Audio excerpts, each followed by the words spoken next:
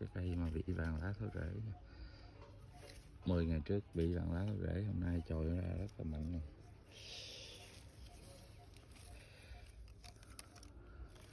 10 ngày.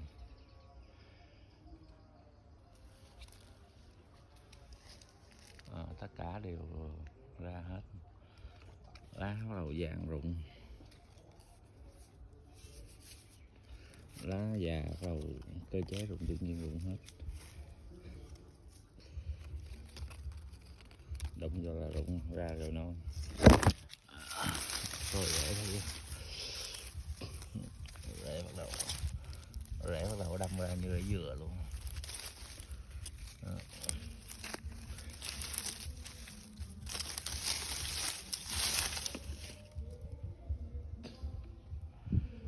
Trong vòng 10 ngày.